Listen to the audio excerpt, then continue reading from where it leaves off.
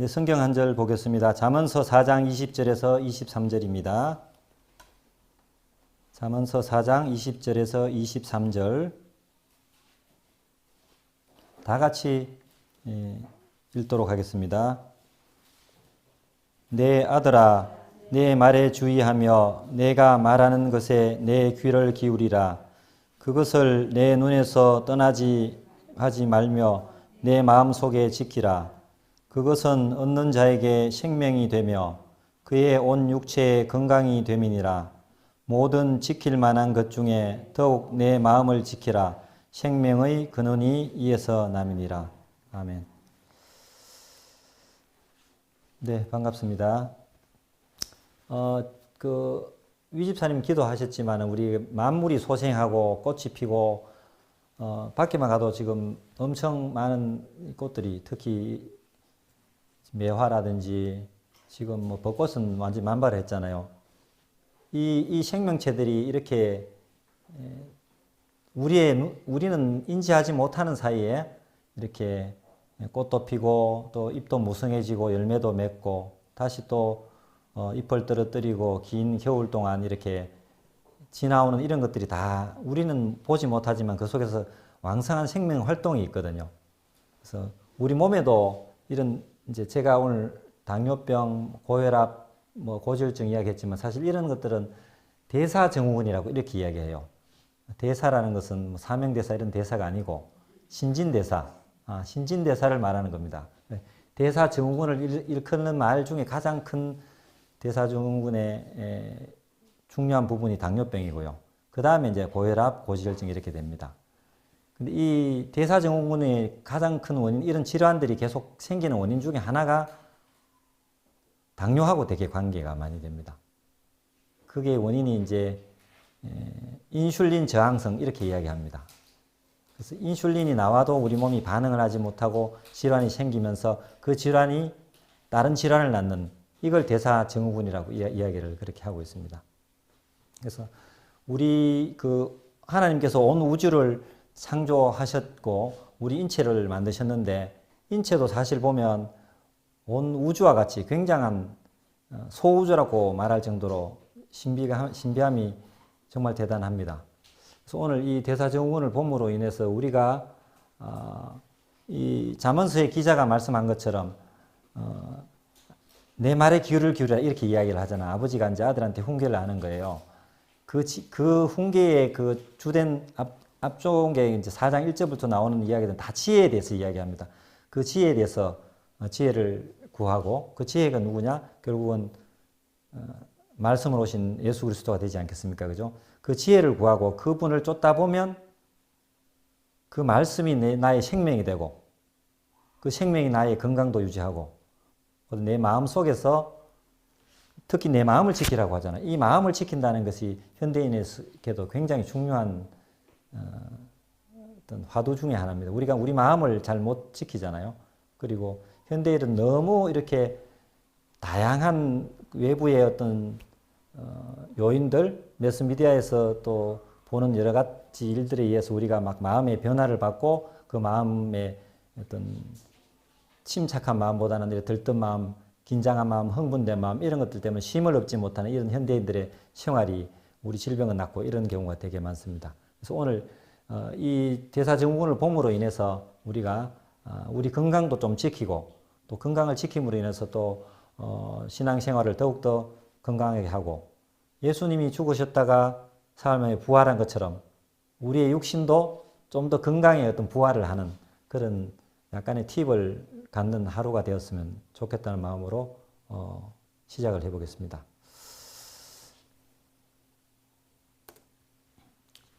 우리가 당뇨가 막 이렇게 오른 사람들 있잖아요. 당뇨가 오르고 혈압이 오르고 또 어떨 때는 고지혈증도 생기고 이렇게 된 원인이 뭔 것 같아요? 살다 보니까 뭐 그렇게 됐겠죠. 그죠? 살다 보니까 됐는데 이것도 결국은 우리가 살기 위해서 올리는 겁니다. 이제 우리가 이렇게 중력의 지배를 받고 있잖아요. 그래서 이제 심장은 여기 있는데 혈액을 머리로 올려야 되잖아요. 그러니까 이제 젊을 때는 막 이게 당연히 왕성하게 되는데 혈관도 노화되고 그다음에 뭐 혈관 속에 지방도 끼고 스트레스도 받고 하다 보니까 이제 우리가 혈압을 올리지 않으면 뇌로 혈액을 분비를 이송을 못하는 겁니다. 결국은 우리가 혈압을 올리고 당뇨를 올리고 이런 것들이 다 살기 위해서 그래야 하는 거예요. 몸이 살기 위한 어떤 내 몸의 어떤 작용이라고 보시면 됩니다. 왜 살아야 되나요?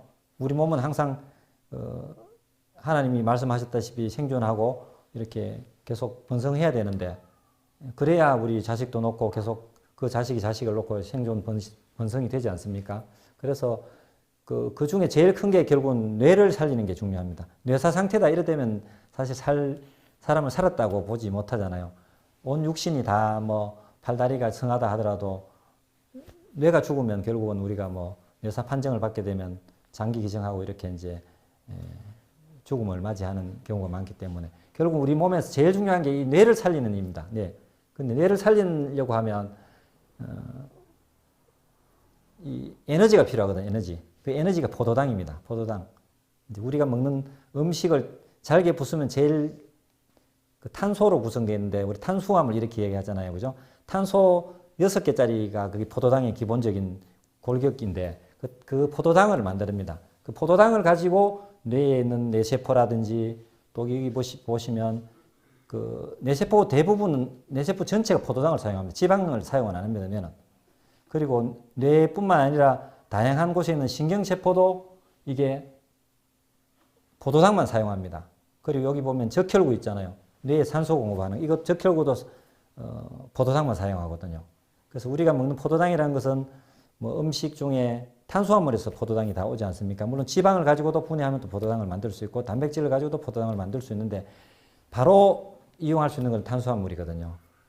그래서 이렇게 뇌를 살리는 게 중요하기 때문에 뇌가 일정한 당뇨 그 수치가 있습니다. 뭐 식사하기 전에는 100 정도 가야 되고 식후 2시간이면 140 정도 가야 되고 요런 요 레벨 요 어떤 범위 안에 당 수치가 일정하게 있어야 우리가 뭐 깨어 있거나 자고 있거나 뭘 활동을 해도 우리 몸이 정상적으로 돌아가거든요. 그렇지 않으면 우리 아까 목사님 말씀하셨지만 저혈당에 빠지면 그냥 탁 정신을 잃어버리고 그냥 쓰러집니다. 아무 그 감각 자체가 없이 그냥 모든 게 딱 스톱돼 버리거든요.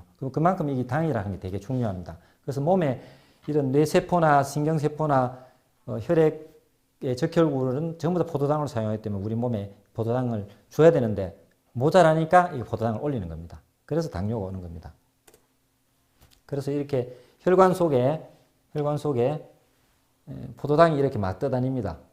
떠다니는데 어느 정도는 100에서 140 정도 있으면 당뇨라고 이야기하지 않습니다. 이게 이제 뭐 200이 된다든지 또는 이제 우리가 요즘 검사를 많이 하잖아요. 검사 많이 하면 뭐 당화혈색소, HbA1c 이렇게가 나옵니다. 그래서 뭐 6.5다, 7이다, 5.8이다 이렇게 이야기하거든요. 그래서 보통 5.7, 5.8 이하가 정상이고 6.5부터는 당뇨라고 이제 규정을 하고 처방을 해서 약을 먹기 시작합니다. 그게 이제 이 안에 당화혈색소가 뭐냐면 혈색소라는 게 적혈구거든요. 그 당화가 된 거예요. 그 우리가 이제 밥을 먹고 하면 당이 있잖아요. 그 당이 적혈구에도 붙고 간에도 붙고 온갖 조직에 다 붙어요. 그 붙는 퍼센트지가 5.8% 이하가 돼야 적혈구에 붙은 당의 퍼센트가 5.8% 이하가 돼야 이게 정상이고 그 당화된 혈색소의 수치가 6.5 넘어가면 당뇨다. 5.8에서 6.5 사이면 당뇨 전 단계다 이렇게 이야기해요. 그래서 우리가 당을 많이 먹으면 당뇨 퍼센트가 자꾸 올라갈 거 아닙니까 당연히. 그래서 당분을 우리가 조절하는 게 되게 중요합니다. 그 당뇨에 보면 이제 우리가 보통은 오늘 좀 딱딱할 수도 있는데 편안하게 좀 들으시고 뭐 드시면서 하시면 될 것 같아요. 이거는 예배 중에 세미나지만은 우리가 즐겁고 느슨하게 들어도 될 것 같아요. 근데 이 당뇨가 지금 당뇨약을 드시는 분도 있고 안 드시는 분도 있을 텐데 되게 중요합니다. 이 당뇨 질환을 앓지 않더라도 이걸 들어놓으면 건강을 유지하는데 엄청 도움이 되니까 조금 이제 신경을 쓰면 좋습니다. 당뇨에는 이렇게 우리 1형 당뇨다, 2형 당뇨 이렇게 구분을 하거든요. 1형 당뇨는 우리가 췌장이 기능을 못하는 거예요. 우리 당뇨를 조절하는 게 제일 중요한 호르몬이 인슐린이라는 호르몬이 있습니다. 그 췌장이 인슐린과 글루카곤이라는 호르몬이 두 개가 나오는데요. 인슐린은 당을 이렇게 가지고 저장을 하는 거예요. 우리 쉽게 말하면 집에서 엄마 같은 존재예요. 엄마는 막 애써서 막 저축하고 막 이렇게 아끼고 이렇게 하잖아요. 그게 이제 그런 역할을 하는 게 인슐린입니다. 그래서 우리가 보통 하루에 여성은 2000kcal, 남성은 2500kcal를 쓰는데 음식을 먹으면 더 과식을 할 수 있잖아요. 그럼 많이 남으면 2000에서 2500kcal는 우리가 일상에 쓰고 남으면 이걸 저장을 하는 거예요. 그래서 간에다가 글리코겐이라는 형태로 딱 저장을 해요. 그리고 또 우리 이런 피하 지방 또는 근육 이런 데 저장을 해요. 그래서 저장을 했는데 더 많이 먹어서 더 넘치면 여러분 그 고개를 내려서 여러분의 복부를 한번 보십시오. 거기에 저장되는 게 그게 이제 마지막으로 이제 그 피하 지방까지는 괜찮은데 내장 지방, 복부 지방 이게 이제 굉장히 문제가 되는 겁니다. 그래서 우리가 이제 쉽게 말하면 이제 돈이 있으면 현금처럼 쓸 수 있는 거는 글리코겐이나 이런 것들을 넣어서 간에 저장되고 근육에 저장되고 피하 지방에 저장됩니다. 이렇게 여기엔 우리가 이제 딱 저장을 하고 그 남는 이제 그 복부 지방에 그 지방이 많을수록 염증이 많이 생기고 집으로 말하면 막 집안이 억수로 어지러운 상태라고 보시면 돼요. 그 이제 복도 집에서 나가는데 그 현관에 막 엄청 이렇게 물건 쌓아놓는 것들이라 보시면 돼요. 그러면 그 물건을 갖고 나가고 들락날락 하기는 쉽잖아요. 그러니까 복부 지방도 들락날락을 많이 해요. 그래서 쓰기는 되게 좋고 저장하기도 좋고 그래서 이 복부 지방이 많을수록 염증이 생기고 이게 인슐린 저항성이라는 게 생겨서 당뇨가 생기고 혈압도 생기고 고지혈증 생기고 혈관 질환이 다 생기고 뭐 이렇게 되는 겁니다. 그래서 굉장히 이게 당뇨를 관리하는 게 중요한데 우리는 그래도 태어나면서부터 부모님으로부터 일형 당뇨를 물려받지는 않은 것 같아요. 일형 당뇨는 우리 소아들 같은 경우는 췌장 기능 자체가 없어가지고 인슐린을 못 만듭니다. 걔들은 어릴 때부터 인슐린 주사를 맞아요. 얼마나 불편하겠습니까? 그죠?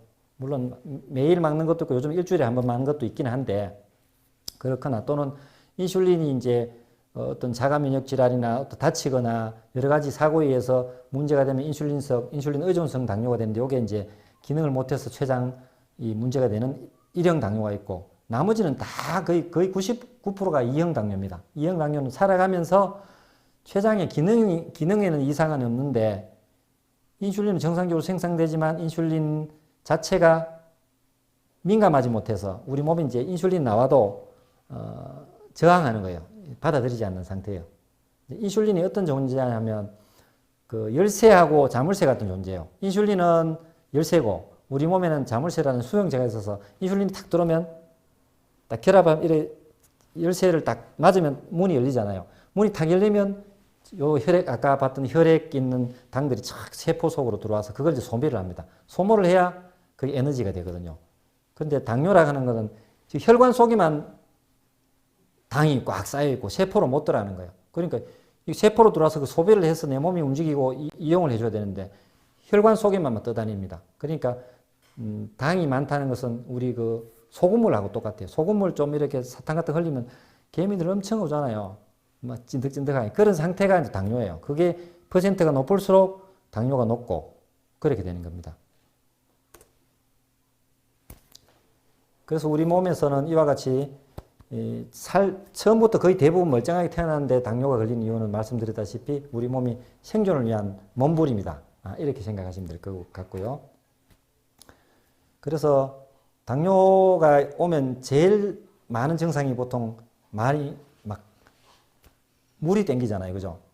그래서 이제 왜냐하면 그 당이 높고 이 끈끈한 설탕물이 있다 보니까 농도가 우리가 100에서 140 정도라고 해야 되는데 그게 안 맞으니까 너무 높으니까 물을 땡겨서 물을 가지고 당뇨로 그 많은 걸 희석하려고 하는 거예요. 몸 자체가. 그리고 희석을 많이 하다 보면 또 이게 그 체액이 많으니까 또 다시 버려야 되니까 소변도 많이 나가고. 그리고 당은 혈관에 많지만 세포에는 당을 자체 이용을 못하니까 내 몸엔 또 먹어라! 이렇게 이제 지시를 하는 거죠. 그래서 이제 당뇨에는 다갈, 다뇨, 다시 이런 그 세 가지의 형태의 문제가 많이 생깁니다. 여기에 보시면 이제 우리가 우리 몸의 세포가 요래됩니다. 이제 혈관이 이렇게 지나가는데 이제 뭐 적혈도 있고 여러 가지 면역 물질도 있고 당이 이렇게 떠다니잖아요. 근데 인슐린이 딱 나오면 여기 인슐린이 여기 세포에서 딱 열쇠와 잠물쇠 결합을 해요. 결합을 하면 여기 옆에서 문이 열립니다. 그 포도당이 들어갈 수 있는 문이 있어요. 그 문으로 포도당이 싹 들어옵니다. 그러면 세포 안에서 이제 TCA 사육혈이라는 있는데 거기서 포도당을 분해해가지고 우리 몸에서 에너지를 만들어내요. 그 에너지를 만들어내고 그 에너지를 이용해서 우리가 뭐 단백질, 우리 몸의 구조적인 단백질도 만들어내고 우리가 평생을 살지만은 세포가 평생 동안 한 번 사는 세포도 있지만 며칠간 또 몇 달간 계속 세포가 죽고 살고 이렇게 생존과 그 죽고 사는 걸 계속 반복하거든요. 이런 어떤 세포와 혈관과의 관계, 요거 잠깐 그림을 참고를 해 주시고요. 근데 문제는 이제 이와 같이 그 당뇨는 먹는 거 이런 문제도 있지만 이 호르몬하고도 되게 관계가 됩니다. 우리 그 기독교인들이 예수님을 머리로 성령님이 임재하셔서 그 성령님의 주시는 힘으로 우리가 살아가듯이 우리 몸도 뭔가 규율이 있어야 되잖아요. 그죠? 룰이 있어야 되는데 이 몸에 보면 인슐린이라는 호르몬하고 여기 코르티솔이라는 호르몬 그리고 렙틴이라는 호르몬 이 호르몬들이 잘 작용을 해야 우리 몸이 정상적으로 반응을 합니다. 그래서 인슐린이라는 호르몬은 뭔가 이 에너지를 그러니까 당을 계속 저장을 하려고 하는 성질이 있고 코르티솔이라는 호르몬은 제가 설명을 계속 드릴 텐데 이거는 당을 조금 이렇게 계속 쓰려고 하는 그런 입장이고요. 또 렙틴이라는 호르몬인데 이거는 지방이 어느 정도 다 차면 이제 그만 먹어라 이렇게 신호를 주는 호르몬입니다. 이 세 개의 호르몬이 물론 다른 호르몬도 있지만 서로 상호작용을 통해서 우리 몸이 정상적으로 이렇게 당뇨를 조절합니다. 말씀드렸다시피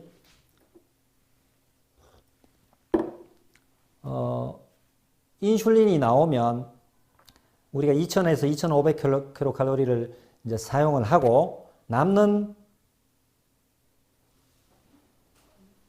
영양소를 간과 근육과 지방에 저장한다고 말씀드렸잖아요. 그래서 간에 저장하면 간에서는 우리가 혹시 못 먹을 때를 대비해서 못 먹고 에너지가 부족하게 되면 당이 떨어졌다 이렇게 얘기하잖아요. 그럼 일단 간에서 저장된 걸 딱 분해를 하면 다시 포도당을 만들어내고요. 또 부족하면 근육에서 만들어내고 또 지방을 이용해서 만들어내고 이렇게 됩니다. 그래서 우리가 당뇨 환자들한테 제일 권하는 게 뭐죠? 뭘 하라죠? 운동을 하라잖아요. 근육을 키워라 이야기합니다. 특히 큰 근육들, 허벅지 근육, 등 근육, 이제 큰 근육을 좀 키워야 됩니다. 근육 속에 왜냐하면 이 당을 많이 저장을 하기 때문에 저장을 하면 혈관 속에 떠다니는 양이 적을 거 아니에요. 그러면 아무래도 몸에서 혈당이 상승이 좀 덜하게 되겠죠. 그 말씀드렸다시피 우리 몸에서 인슐린과 코르티솔이라는 게 있는데 인슐린은 우리가 이제 포도당을 적당한 형태로 해서 낮게 저장하는 형태고 코르티솔이라는 게 있는데 이건 뭐냐면 여기 그림이 무슨 장기 같아요? 이거 여기 콩팥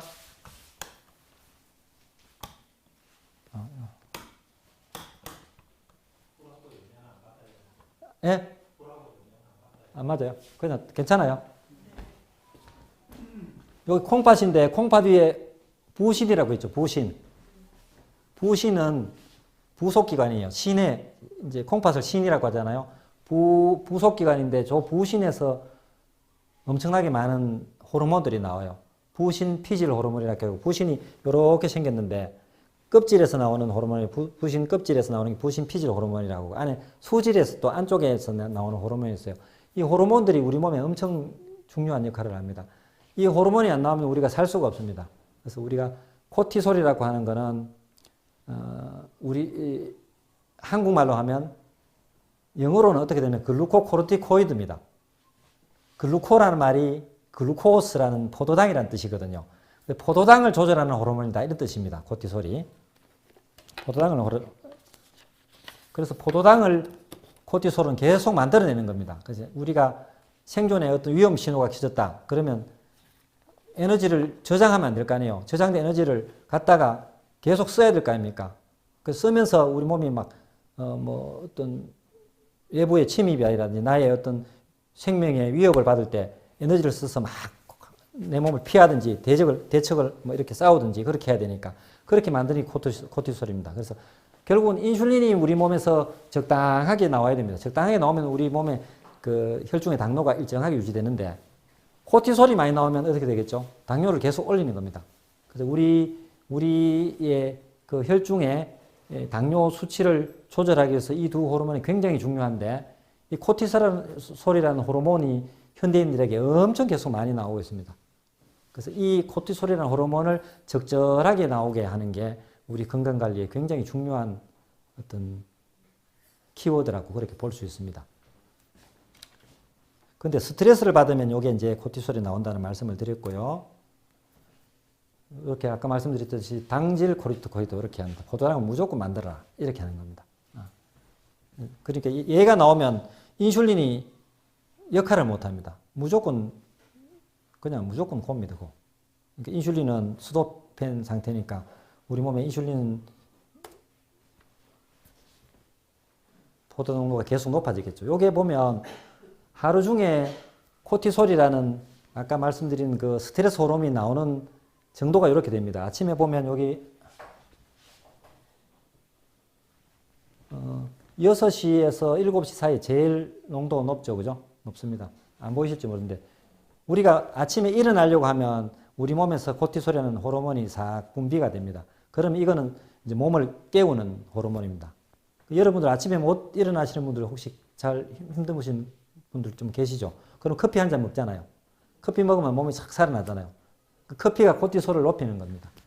그래서 굉장히 코티솔이 높아지고 그 다음에 이제 점심 때부터 줄기 시작해서 이제 밤 되면 이게 되게 줄어듭니다. 이제 커피를 안 마시고 이 코티솔이 정상적인 범위가 돼야 되는데 안 그런 분은 이제 과하게 저렇게 올라갈 수 있죠. 빨간색 과하게 올라갈 수 있고 또 너무 낮은 사람도 있습니다.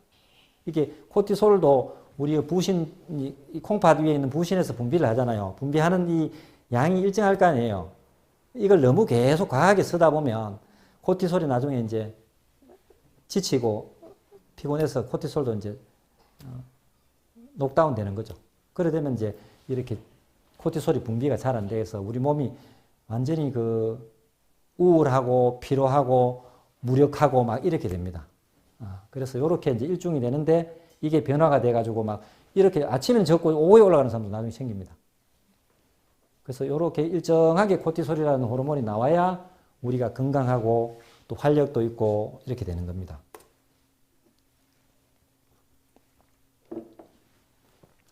말씀드렸다시피 이 코티솔이라는 게 일정하게 나오고 이렇게 유지가 돼야 되는데 이게 너무 계속 나오다 보면 이제 결국 나중에는 이제 페일류라고 하고 이제 죽어버립니다. 이 정도로 이제 부신 무력한 상태가 됩니다. 그리고 코티솔이라는 거하고 여기 DHEA라는데 이것도 서로 이제 상호 보완적인 호르몬인데 이 DHEA라는 호르몬이 적당하게 나오면 굉장히 장수하는 데 도움이 됩니다. 그래서 우리가 보통 여성들이 오래 사는 이유가 이 DHEA라는 게 계속 꾸준하게 많이 비슷하게 이렇게 나오는 경우가 되게 많습니다. 남성들은 이 DHEA라는 게 굉장히 가파르게 떨어지기 때문에 장수하는데도 그 내부적으로 봤을 때는 남성이 장수를 좀 못합니다. 여성들은 이 DHEA가 꾸준하게 유지가 되는데 이걸 꾸준하게 유지해야 되는 것은 결국 코티솔하고 서로 상호 작용이 있기 때문에 코티솔을 적당하게 유지를 시키면 이건 DHEA라는 게 이것도 적당하게 나오는 겁니다. 그래서 결국은 우리가 스트레스가 만병의 원인이다 이야기하잖아요. 그 원인이 이겁니다. 그럼 코티솔은 줄고 DHEA라는 호르몬이 꾸준하게 나와가지고 우리 몸이 평형한 상태, 안정된 상태를 유지하기 때문에 우리가 건강을 유지할 수 있다 이렇게 볼 수 있겠습니다. 이제 우리가 코티솔이라는 그 호르몬이 그러면 인슐린과 더불어 굉장히 중요하고 우리 건강을 유지도 시켜주고 그다음에 너무 우리가 힘들게도 할 수 있는데 그 영향을 주는 요인들이 여기 되게 나옵니다. 이 아드레날이라는 게 이게 이제 부신의 어떤 호르몬을 말하는 건데 이걸 영향을 주는 요소들이 되게 많습니다. 육체적인 문제도 있고 정신적인 것도 있고 육체적인 것은 보면 여기 뭐 되게 여러 가지 있습니다. 뭐 너무 일을 많이 한다든지 또는 뭐 술 담배를 한다든지 잠을 못 잔다든지 그다음에 식사의 문제라든지 뭐 설탕을 많이 먹거나 뭐 이렇게 하얀 밀가루 같은 걸 많이 먹거나 이런 것도 있고요. 또 가다 보면 뭐 약물에 의해서도 그럴 수도 있고, 그다음에 영양 결핍에 의해서도 그렇고, 우리가 먹는 카페인에 의해서도 이게 스트레스가 되게 큽니다. 물론 적당하게 먹으면 되게 괜찮겠죠. 요즘은 이제 우리나라 커피 세계 3대 소비국이라고 하더라고요. 그러니까 그만큼 우리가 커피를 많이 먹기 때문에 커피를 많이 먹어도 아까 부신 호르몬인 코티솔을 많이 좀 분비를 시키기 때문에 적당하게 유지를 하는 게 좋을 것 같습니다. 이렇게 다양한 육체적인 거나 정신적인 면에서 이 코티솔이 영향을 되게 받습니다. 이런 데서 영향을 덜 받고 스트레스를 덜 받으면 아무래도 이제 건강을 유지하는 데 굉장히 도움을 줄 수 있겠죠. 그래서 결국은 우리가 스트레스를 관리하고 스트레스를 관리를 잘하는 게 혈당을 관리 잘하는 겁니다. 그럼 혈당은 아까 말씀드렸다시피 그 부신 피질 호르몬이 나오니까 부신 관리, 또 부신은 신장하고 관계됩니다. 그래서 신장 관리, 건강하고 굉장히 중요하기 때문에 이제 성경의 말씀처럼 무엇보다도 내 마음을 지키라 했잖아. 이 마음을 지킨다는 게 굉장히 중요합니다. 그래서 마음을 지키기 참 힘들죠, 그죠? 이 마음을 지키는 게, 마음의 평안함이 오는 게 우리 몸의 항상성이라고 하거든요. 항상 일정하게 유지하는 거예요. 잔잔한 호수 같은 마음, 그런 마음을 품고 산다면 아마 120세는 살지 않을까. 유 집사님 가능하겠습니까? 120세. 120세 좀 무리겠습니까? 110세라도 뭐 도전 한번 하시죠. 근데 아까 말씀드렸던 그 인슐린이라는 게 이렇게 굉장히 우리 몸에 필요하고 중요한 호르몬인데 이게 많으면 이제 문제가 되는 거예요. 아까 많은 게 뭐라 했죠? 여러 가지 우리 그 코티솔이라는 물질을 많이 분비하는 여러 가지 원인들도 있었고 또는 과식도 있고 여러 가지 원인들이 있거든요. 그게 되면 이 인슐린이 계속 적당히 나와야 되는데 아침, 점심, 저녁 3끼만 딱 먹고 3끼만 먹으면 아주 좋은데 중간에 간식 먹고 커피 한잔하고 또 뭐 타르트 한 개 먹고 과자 먹고 막 하잖아요. 또 고기 오면 고기 먹으면 또 우리가 한 60g 정도 하루에 먹어야 되거든요. 단백질은. 우리 고기 먹으러 가지고 요만큼 60g 먹는 사람은 거의 없을 거예요. 몇 인분 시켜가지고 실컷 먹고 그래야 되잖아요. 예. 이제 그게 문제거든요. 꾸준하고 일정하게 먹는 거. 하나님 말씀도 우리가 매일매일 상고하고 말씀을 듣고 읽고 묵상하면 우리 마음이 평안함을 얻듯이 우리 몸도 똑같아요. 그래서 이게 이제 그 인슐린이 계속 이렇게 올라가다 보면 혈관 안에 그 내피라고 제일 안쪽 껍질이 있거든요. 그게 굉장히 유들유들하고 부들부들해야 돼요.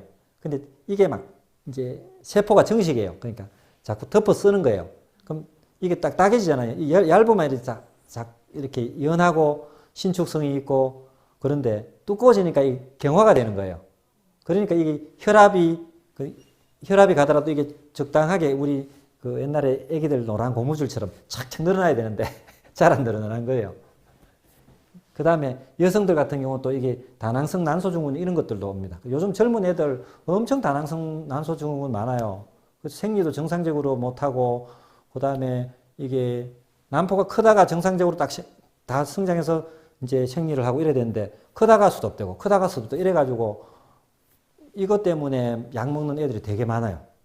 그러니까 나중 되어서 이제 결혼해서 애기 놓는 문제도 있고 또는 이것 때문에 자궁 쪽에 여러 가지 질환을 또 발생시킬 수 있는 이런 상태가 현대인들한테 굉장히 많습니다. 그리고 제일 큰 거는 결국은 암이거든요. 암하는 거는 우리 세포가 적당하게 크고 탁 스톱을 해야 되거든요. 우리 보시면 우리 손일이 있잖아요.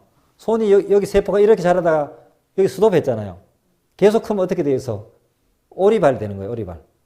적당하게 클 때 딱 크고 설 때 서야 되는데 암세포 같은 경우는 스톱이 안 되는 거예요. 무조건 계속 크는 거예요. 그러니까 이게 불필요하게 계속 커지면 이제 암도 되고 이렇게 될 수 있거든요. 그만큼 이 인슐린이라는 게 잘 조절되면 좋은데 그 인슐린이 높은 상태로 우리 몸이 계속 유지되면 여러 가지 질환을 일으키는데 굉장히 중요한 그런 역할을 하고 있습니다.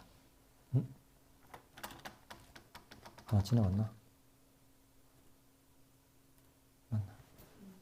자, 이제 인슐린 저항성 가는 게 생기는데 이 인슐린 저항성이 이제 이런 것들로 테스트를 할 수 있어요.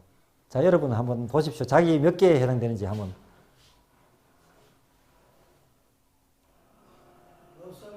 없어요. 최고 건강하십니다.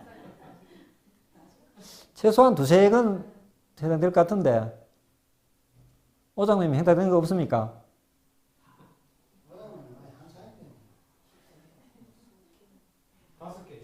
5개요. 유장님 5개는 됩니까? 유장님 군것질도 안 하고 좋아합니까? 배는 안 나오신 것 같은데. 예, 요 인슐린 저항성 체크리스트 요걸 보면 본인들이 내가 어느 정도 있다 이런 것들 알 수 있고요. 그래서 요즘 되게 그 건강 검진 많이 하잖아요, 그죠? 짝수에는 자기 출생 연도도 짝수 많이 할 수 있고 홀수에는 또 그렇고 그렇게 검진을 해보면 특히 우리 뭐 혈액 검사는 기본으로 하잖아요, 그죠? 그래서 당뇨 꼭 보셔야 됩니다. 자기 이제 검사했을 때 당뇨 수치가 얼마고 혈압 수치가 얼마고 고지혈증이 얼마고 이렇게 나옵니다. 그래서 그걸 보고 항상 건강을 좀 생각하고 왜 이런 저항성의 체크리스트를 보냐 하면 예를 들자면 저기 보죠. 배고픈 것을 못 참는다. 좀 우리가 금식기도 안 해보셨습니까? 금식기도 하면 우리 며칠도 참잖아요. 옛날에 젊을 때 우리 3일씩 금식기도 일주일 해보셨습니까? 40일은 못 하셨죠? 일주일 정도 좀 대단하시면 저는 3일 해봤는데 3일째 되니까 좀 편안하더라고요. 오히려 처음에는 힘든데 이게 이제 금식하면 이제 간헐적인 단식을 하면 되게 좋은데 금식은 어른들은 금식하면 안 됩니다. 건강상으로는. 왜냐하면 금식을 하면 우리 몸의 당 수치가 굉장히 떨어지거든요. 떨어지면 어디서 이용을 해야 되잖아요. 그러면 어디서 떼오냐 하면 관절 같은 데 있잖아요. 그 다음에 하여튼 조직에서 떼옵니다. 그러니까 금식을 오래 하면 연세 드셔서 무릎하고 관절 다 나갑니다. 그래서 간헐적으로 이제 단식하는 거나 금식하는 게 괜찮은데 뭐 3일씩, 5일씩 이렇게 금식하는 건 몸을 굉장히 망가뜨립니다. 그래서 그 목회자님들도 보면 어떤 분들 일주일 뭐 보름 금식하고 와서 이렇게 소천하시는 분들도 계시거든요. 굉장히 예, 이 당이라는 게 우리 생명의 근원이 되는 에너지이기 때문에. 자, 그럼 요거는 우리 대사증후군이라 하는 거 있는데 요게 인슐린 저항성하고 밀접한 관계가 있다. 인슐린 저항성이란 것은 우리 몸에 계속되는 그 혈관의 혈당이 높아가지고 인슐린이 계속 나오는 거예요. 나오다 보면 인슐린이 나오면 적당하게 조금만 나와도 인슐린이 민감해갖고 우리가 탁 인슐린하고 결합해서 문을 열어서 착착 이렇게 그 포도당을 세포로 넣어서 세포에서 탁 분해를 해주는데 그게 안 되는 거예요. 혈관에는 철철 넘치는데 그 세포 안에는 없는 거예요. 없다고 막 아우성을 치는 거예요. 그러니까 인슐린 또 뭐 이렇게 또 먹게 되고 또 먹으면 또 다시 또 높으니까 또 인슐린 또 나오고 계속 이렇게 반복되는 겁니다. 이걸 한번 보도록 하겠습니다.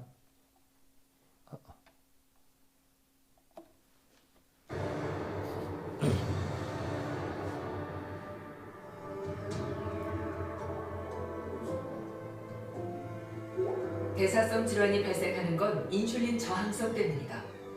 우리가 음식을 먹으면 우리 몸에선 인슐린이라는 호르몬이 분비된다. 인슐린은 혈액 속 포도당을 세포로 안전하게 이동시키는 역할을 한다.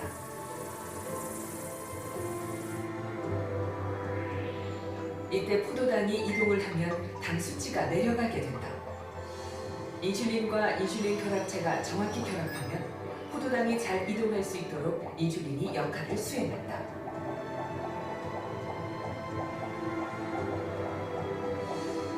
하지만 내장 지방이 쌓이게 되면 비만 세포에서 나온 여러 물질에 의해 인슐린이 제 기능을 하지 못하게 된다.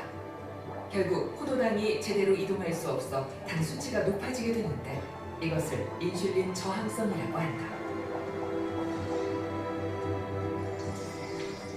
인슐린 저항성이 증가하면 혈중에 중성 지방이 많아지고 나쁜 콜레스테롤의 생성이 빨라지게 된다.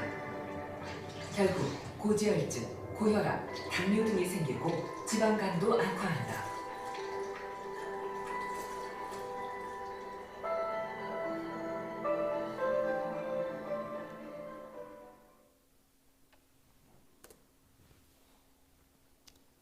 잘 보셨습니까? 인슐린 저항성이라는 이런 겁니다. 그래서 이제 인슐린이라는 게 굉장히 우리가 그 중요한 호르몬이고, 인슐린 나와도 인슐린을 받아들이는 그 자물쇠 같은 역할을 우리 세포에서 하는데, 이게 안 되면 인슐린이 아무리 나와도 이 역할이 안 됩니다. 그래서 이게 신호 전달 체계이기 때문에 이제 우리 몸의 세포가 되게 중요하거든요.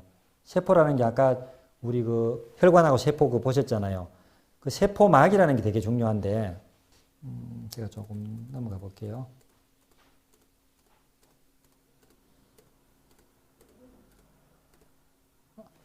요게 세포막이거든요. 세포막이 이렇게 구성되어 있어요. 크게 확대해 보면. 그래 여기 보면 세포막에 보면 이중으로 되어 있는데, 여기 당도 있고 지방도 있고 콜레스테롤도 있고 다양하게 있습니다. 이게 적당히 있어야 됩니다. 그래서 이 세포막이 유동성이 있거든요. 되게 쉽게 말해서 우리 이렇게 보면 이제 조직 자체가 엄청 말랑말랑하고 촉촉하고 이래야 됩니다. 근데 그 중에 이게 콜레스테롤이라든지 지방이라든지 이런 것들이 적당하게 있어야 되는데, 요 세포막이 잘 구성된 사람들은 되게 건강합니다. 저 세포막을 건강하기 위해서는 그 먹는 음식이 되게 중요하거든요. 그래서 우리 콜레스테롤이라고 나쁜 게 아닙니다. 굉장히 중요하고 좋은 겁니다. 그 지방도 굉장히 중요하고 좋은 거고요. 당도 중요하고 좋은 건데, 과유불급이라고 과해서 문제가 되는 겁니다. 그래서 지금은 사실은 옛날에는 우리가 콜레스테롤이나 지방이는 이런 걸 통칭해서 우리가 고지혈증이라고 하는데, 이 고지혈증에 대해서 굉장히 안 좋게 받고 지금까지도 대부분 그렇게 생각을 하고 있거든요. 근데 그것보다는 오히려 탄수화물, 당 이게 굉장히 안 좋은 게 사실 그렇게 당이 훨씬 안 좋습니다. 왜냐하면 지금 이제 뭐 의사 선생님이나 이런 분들이 처방을 하는데 콜레스테롤 좀 높아지면 처방을 하잖아요. 근데 이제 콜레스테롤 약을 먹으면 우리가 좀 기억력이 좀 떨어져요. 깜빡깜빡합니다. 그 이유가 콜레스테롤이 적어지니까 이 세포막에 이 콜레스테롤이 하는 역할을 하는 콜레스테롤이 적당히 있어야 되는데, 그게 자꾸 떨어지니까 그 뇌에서 기억력이, 특히 뇌세포 안에 지방이 되게 많거든요. 그게 이제 기억력이 좀 많이 떨어지고 이런 부작용이 있습니다. 이 세포막을 유지를 하려면 우리가 생선 같은 거 이런 거 오메가3 이런 거 많이 드셔야 됩니다. 꾸준하게 드시는 DHA, EPA 가는 생선, 뭐 올리브유 이런 거 있잖아요. 그런 것들 많이 드시는 게 중요합니다. 세포막을 건강히 하는 게 되게 중요하고요. 오늘 다는 못할 것 같고 혈당 관련되는 것만 하나 하고 마쳐도 성공적일 것 같습니다. 그래서 이 이제 인슐린 저항성 때문에 당뇨나 혈압, 고지혈, 동맥경화, 지방간, 노화 이렇게 다 연관성이 있습니다. 자기 몸에 당을 일정하게 유지하는 게 이게 건강에 굉장히 중요한 비결이다. 이렇게 생각하시면 됩니다. 그럼 이제 당뇨를 하니까 당뇨약의 원리에 대해서 간단하게 이야기를 좀 해드릴게요. 우리나라 사람이 세계적으로 췌장이 굉장히 약합니다. 그래서 지금 당뇨 환자들이 900만이다 이렇게 하는데, 지금 드러나지 않은 당뇨 환자들이 엄청 많다고 봅니다. 특히 요즘 젊은 층들 그 식생활이라든지 생활 패턴 자체가 옛날처럼 이렇게 몸을 많이 움직이지 않고, 그다음에 좀 단짠 음식을 많이 먹잖아요. 그러면서 이쪽에 혈당 쪽에 굉장히 약해지는 젊은 층이 되게 많다고 봅니다. 앞으로도 계속적으로 아마 혈당 환자들은 계속 늘어날 것 같은데, 이것을 듣는 분들은 운동도 열심히 하고 잘 관리해서 혈당으로 빠지지 않기를 바랍니다. 췌장에서 인슐린 분비를 잘 시켜주는 약이 있고요. 그 다음에 인슐린이 분비돼서는 아까 말씀드렸듯이 민감도, 인슐린이 작게 나와도 민감하게 반응하면 우리 몸이 딱딱 잘 작용할 수 있거든요. 그 다음에 인슐린 작용 자체를 좀 증강시키는 약도 있고, 그 다음에 포도당을 많이 먹었지만 흡수를 방해하는 것도 있고, 그 다음에 아예 재흡수를 안 하고 소변으로 버리는 약도 나옵니다. 그리고 합성을 방해하는 이런 약도 나오고요. 약이 이렇게 많은데 실질적으로는 2, 4, 6개 정도 개 6개 정도 종류가 있습니다. 약으로 따지면. 제일 잘 모르시겠지만 성분이 메트포르민 가는 약이 있습니다. 메트포르민은 이거는 그 2형 당뇨 환자들이 거의 90% 이상이 이거 약 먹습니다. 약이 어떻게 생기냐면 큽니다. 딱 보면 굵직합니다. 그래서 목에 넘어가다가 걸릴 것 같은 그런 약들이 많고요. 물론 250ml 정도 좀 낮은 거는 괜찮은데 500ml 넘어가도 되게 큽니다. 이만합니다. 그래서 목에 막 걸릴 정도로 큰데 근데 저게 엄청 약이 좋습니다. 약이 부작용도 적고 뭐 그다음에 체중 감량에도 되게 도움돼요. 좀 다이어트 할 때도 막 씁니다. 다이어트 할 때 처방해서 쓰기도 하고 그다음에 경제적으로 저게 엄청 싸거든요. 저렴한데 안전하고 그다음에 장점이 많기 때문에 쓰는데 저것도 단점이 또 있어요. 저걸 먹으면 막 쇠맛이 나고 입이 좀 그런 맛이 나고 그다음에 위장 장애가 많습니다. 막 부글부글 끓기도 하고 설사하기도 하고 배 아프기도 하고 막 그런 좀 단점이 있습니다. 그런데 또 하나 주의할 점은 저 약을 굵직한 약을 먹는 분들은 뭐 CT나 이렇게 조영제 촬영할 때 촬영한 당일 그다음 이틀 전 이틀 후에 5일간 저 약을 먹으면 안 됩니다. 저걸 먹으면 이제 신장 쪽에 무리가 갈 수 있기 때문에 항상 본인이 메트포르민 먹는다 이렇게 이런 것도 기억하셔야 됩니다. 기억하셔가지고 내가 CT나 조영제 촬영한다면 보통 병원에서 안내하는 것도 뭐 경우도 있고 깜빡하고 못하는 경우는 있는데 본인이 그거는 이제 알고 있어야 됩니다. 본인 먹는 약이 어떤 성분이다 이걸 알고 있어야 내가 이제 뭐 병원에 가서 어떤 이제 검사할 때는 또 대응을 해야 되기 때문에 그래서 약 받을 때 항상 약사님한테 물어보거나 뭐 성분을 보면 됩니다. 메트포르민 가는 거 되게 좋은 약인데 그렇고요. 그다음에 여기 설폰요 속에 메글리티니드 가는 거 요거는 췌장에서 인슐린을 탁 분비시켜주는 약인데 엄청 저게 효과가 좋아서 옛날에 엄청 많이 썼습니다. 지금은 많이 안 씁니다. 왜냐하면 저게 인슐린을 팍팍 쏴주니까 저혈당이 엄청 옵니다. 그래서 잘 모르시는 분들은 예를 들면 내가 막 뭐 어젯밤에 회를 먹었는데 설사를 하고 막 장염이 왔잖아요. 그럼 밥을 잘 못 먹잖아요. 그런데도 불구하고 약을 먹어야 돼 하면 약을 먹잖아요. 밥을 안 먹은데 약까지 먹으니까 혈당이 급강하해가지고 쓰러집니다. 그래서 혹시 이제 당뇨약은 혹시 드시는 분 계시면 내가 장염이 걸려서 음식을 못 먹는다. 그러면 약도 그때는 일시적으로 끊는 게 맞습니다. 잘못하다가는 쓰러지는 경우가 있습니다. 쓰러지면 뇌가 다치거든요. 뇌가 아까 말씀드렸듯이 포도당을 원료로 쓰잖아요. 뇌하고 뇌세포, 신경세포, 적혈구가 문제가 생기기 때문에 뇌가 빨리 다치면 우리가 뇌사 상태도 갈 수 있기 때문에 되게 중요합니다. 그래서 뭐 사탕도 갖고 다니고 우리 그렇게 하잖아요. 그리고 요즘은 알파 글루코시다제 억제제라는 게 있는데 요거는 이제 다이어트 하는 사람한테 저거 많이 씁니다. 그래서 포도당까지 분해를 안 하게 2당류로 딱 해가지고 얘가 분해가 안 되니까 속이 좀 끓고 막 설사하고 그런 게 단점이 있습니다. 그런데 이제 식사 막 이렇게 조절 안 되는 분들은 저거 먹으면 당이 좀 덜 만들어지니까 되게 좋습니다.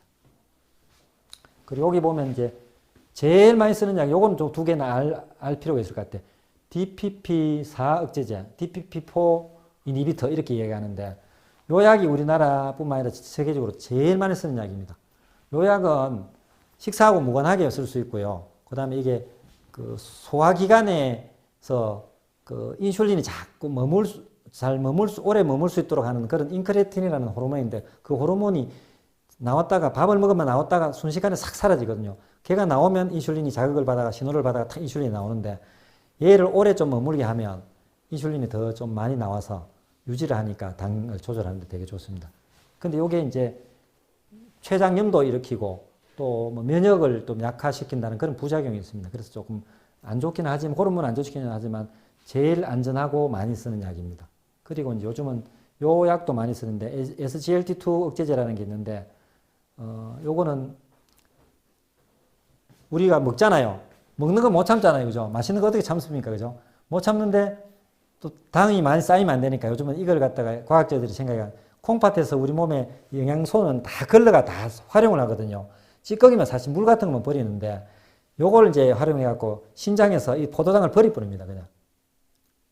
포도당을 버리니까 먹기는 많이 먹더라도 내 몸에 안 쌓아두고 소변으로 버리니까 포도당 수치가 많이 떨어지잖아요. 그래서 되게 많이 씁니다. 근데 저게 단점이 소변보로 엄청 자주 갑니다. 그리고 또 하나는 여성들 같은 경우 요로게 감염이 있어가지고 왜냐면 포도당이 많이 나오니까 여러 개로 끈적한 상태가 되잖아요. 설탕이 많은 상태가 되잖아요. 그러니까 거기에 그 세균들이 엄청 많이 생깁니다. 그래서 어떤 여성분들 같은 경우 모르고 막 계속 그 이제 여성 이제 가렵고 여러 가지 질환이 생겨가지고 막 고민하는 분이 있더라고요. 제가 그래서 이 약 때문에 그럴 거다 해서 약 바꾸는 게 괜찮더라고요. 그리고 그런 분들은 이제 약을 또 바꿔야 되고. 근데 약은 이런 대충 이 정도로 되는데 뭐 당뇨가 없는 분들은 좀 참고 안 해도 되겠지만 당뇨 있는 분들은 이런 부분들 참고해서 약들은 다 부작용이 있거든요. 좋은 것만 있는 건 아니고 항상 부작용이 생기고 또 이 당뇨약을 오래 먹다 보면 콜레스테롤도 생기고 혈압도 생기고 하기 때문에 약으로 의존하는 건 아닙니다. 그래서 그 약물에 그 안에 보면 설명서가 있거든요. 설명서의 재료에 보면 혈압약이건 당뇨약이건 어떻게 되어 있냐면 운동과 식사요법으로 조절이 안 될 때 이 약을 먹는다 이렇게 되어 있거든요. 다 모든 약들이 그랬습니다. 결국은 운동과 식사가 1번이라는 뜻입니다. 그래서 운동과 식사를 안 하고 약만으로 조절을 한다는 것은 굉장히 이제 어떤 내용인가 알겠죠, 그죠? 그렇게 되는 거니까 운동과 식사가 그만큼 중요하다는 뜻입니다. 시간이 많이 되었는데 이제 마지막으로 고혈압하고 고지혈증까지 다는 못할 것 같아요. 오늘 보니까 이 페이스대로 하면 원래 그 증상 가지고는 몇 시간을 해야 되는데 간단하게 하려 하니까 오늘 당뇨, 인슐린 저항성 가지고 하면 혈압하고 고지혈증 다 연관이 되기 때문에 그래서 당뇨 조절할 때 되게 중요한 게 이때까지는 우리가 혈당 증가 음식 뭐 커피를 먹으면 커피가 이렇게 긴장을 시켜주거든요. 긴장을 시키면 아까 말씀드렸진 요 간에서 글리코겐을 포도당으로 착 만들어냅니다. 또 근육에 저장된 그 글리코겐을 포도당으로 만들어냅니다. 그래서 지방에 있던 이 지방을 갖다 지방산으로 해서 지방산은 빨리빨리 이용할 수 있거든요. 그래서 커피를 과도하게 먹는 분, 우리 약국에 오는 친구는 하루에 40잔 먹는 사람이 있더라고요. 커피 40잔 먹어요. 그래서 요즘 커피 좀 줄이세요. 많이 줄였대요. 20잔 먹는다고 지금. 네, 하루에 20잔. 그래서 우리 약국에 오면 일단 기본적으로 투샷은 기본입니다.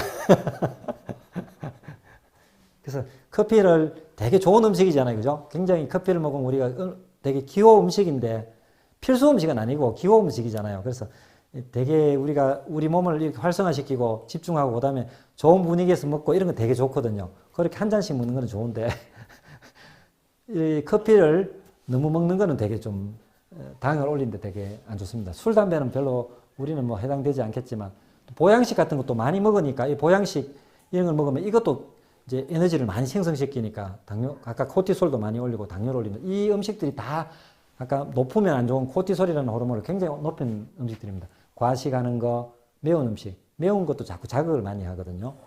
기름진 음식, 급하게 먹는 것도 그렇습니다. 우리가 식사 거의 5분 만에 끝내지 않습니까? 심지어는 뭐 두세 숟갈 만에 다 끝내는 경우도 있는데 여유 있게 좀 먹는 거. 단순당이라고 해서 우리가 뭐 빵이라든지 탄산음료라든지 뭐 꿀이라든지 꿀도 좀 안 좋습니다. 많이. 예, 특히 우리가 좋을 거라고 생각하는 과일 같은 거, 달콤한 과일들 이런 것들도 과당이 많아서 되게 안 좋습니다. 이런 것들 좀 줄이시면 좋을 것 같고요. 이런 것들은 이제 어떤 우리가 기본적으로 알고 있는 건데 실질적으로는 우리 왼쪽에 있는 게 되게 중요합니다. 긍정적인 생각, 내 마음을 지키라 했잖아. 하나님께서 우리의 인생을 예정하시고 우리를 천국으로 인도하실 거다는 그 큰 마음, 그 믿음 아래 우리가 산다면 어려움도 또 극복할 수 있고 우리가 바울이 감옥에서 또 베드로가 감옥에서도 굴굴 자고 이렇게 했잖아요, 그죠? 그래서 그런 편안한 마음을 좀 갖고 있는 게 중요하고 그다음에 충분한 휴식이 중요합니다. 지금 우리가 쉼이 없는 현대인의 생활입니다. 그래서 좀 쉬고 책도 읽고 성경도 읽고 잠도 깜빡깜빡 자고 이런 것들이 되게 중요합니다. 그 다음에 이제 식단하고는 이야기했고 운동도 되게 중요하잖아요. 그죠? 특히 당뇨인 분은 아까 인슐린이 나오면 당뇨를 딱 맞추는데 그거하고 똑같은 역할을 하는 게 운동입니다.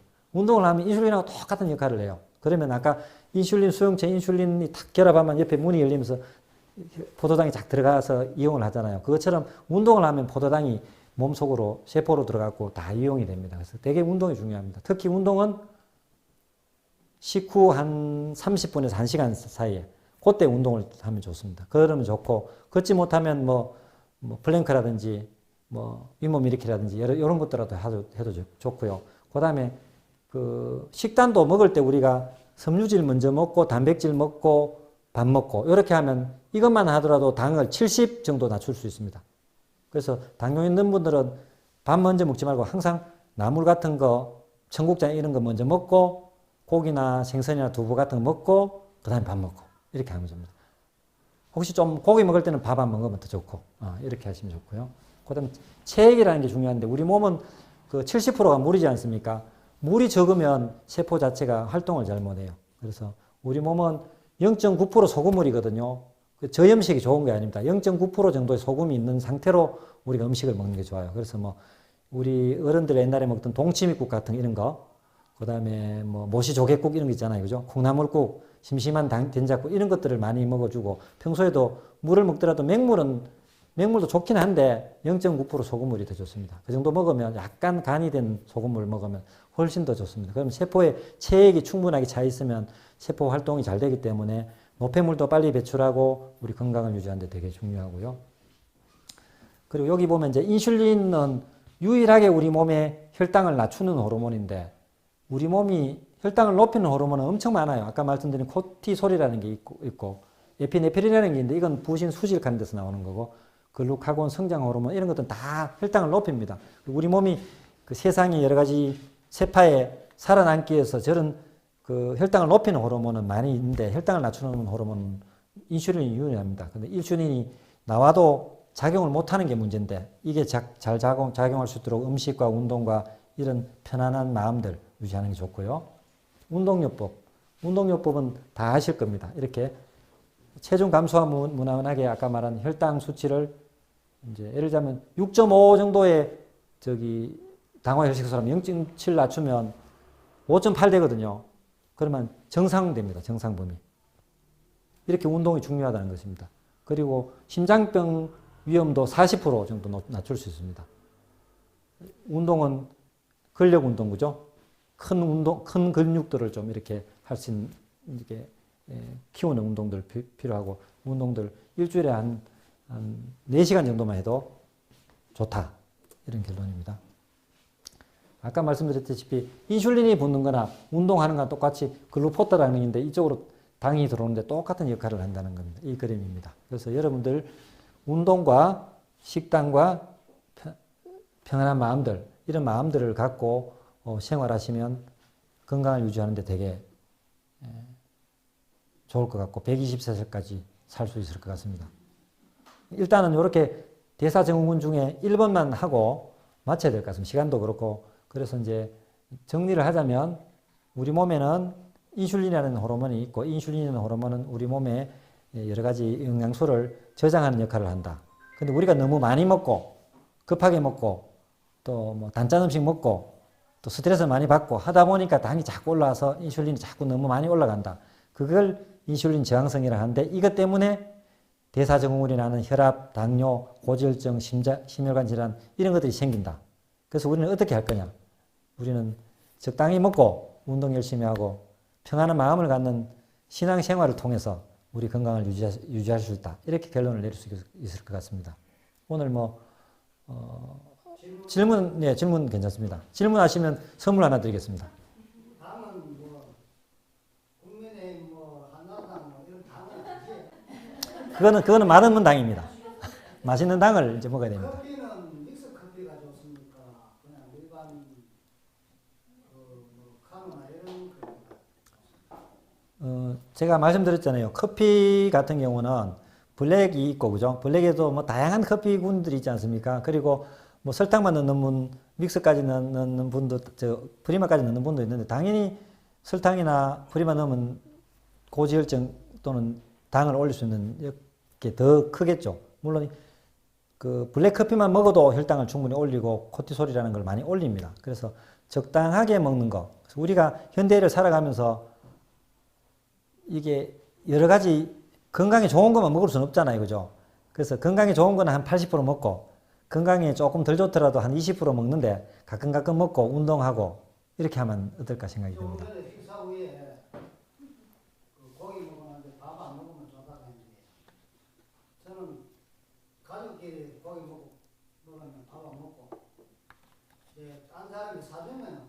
공짜니까 밥 먹어요. 아하하.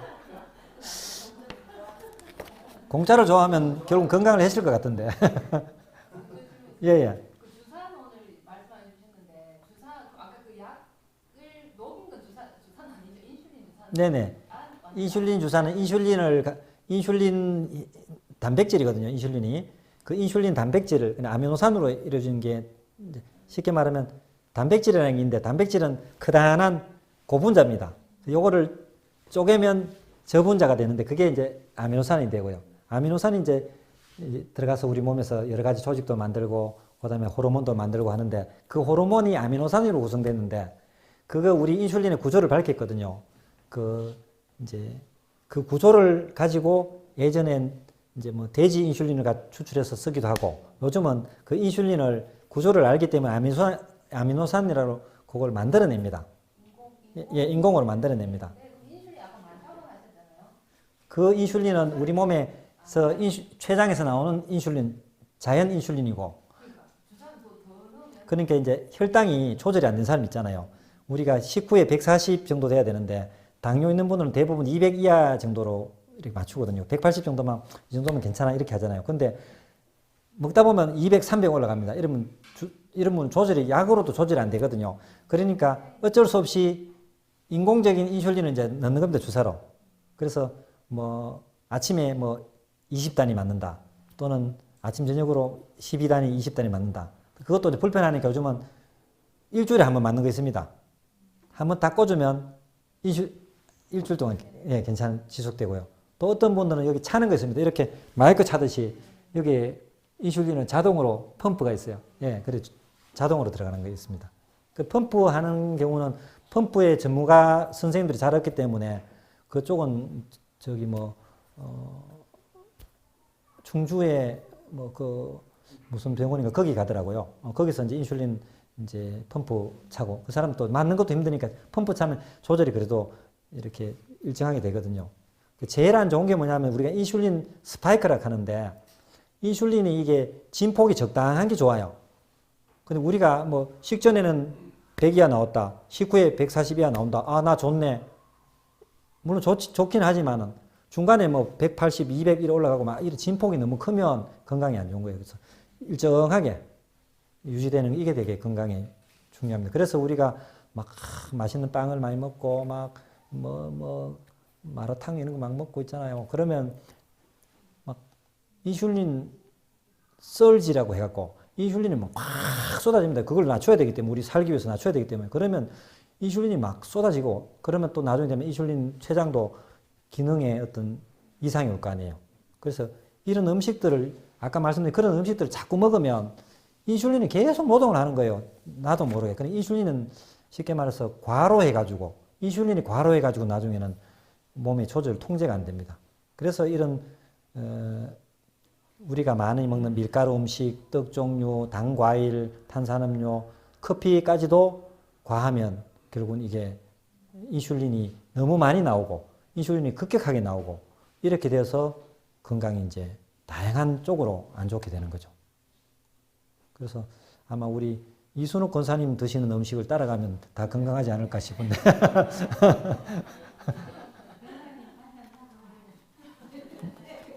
다른 질문 있으십니까? 질문 더 있으면 나중에 개인적으로 해주시면 좋을 것 같고요. 그럼 이것으로 일단은 제 말씀드릴 거는 오늘 마치는 걸로 그렇게 하겠습니다.